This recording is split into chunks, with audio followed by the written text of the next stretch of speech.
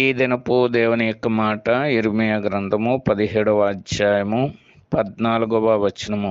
యెహోవా, నీవు నన్ను స్వస్థపరచుము.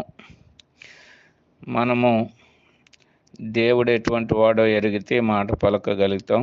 లేఖనాల్లో వ్రాయబడినటువంటి మాట, నిన్ను స్వస్థపరిచే యెహోవాను నేనే, ఆయన పలికినటువంటి వాడుగా ఉన్నాడు. కాబట్టి సంగతి ఎరిగి ఆయన యందు నమ్మికొంచగలిగితే గనక మన ప్రతి బలహీనతల్లో కూడా దేవుడిని అడిగేటటువంటి వారంగా ఉంటాం. దేవుడు కూడా అన్నాడు, అడుగుడే మీకు ఇవ్వబడినని.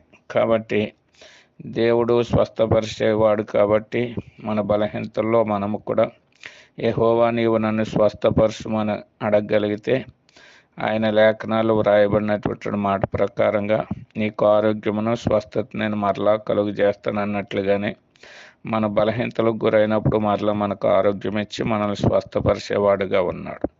ఆ రీతిగా సత్యాన్ని ఎరిగి దేవుడిని అడిగి మనము కూడా పరిపూర్ణమైనటువంటి స్వస్థత పొందుదుముగాక.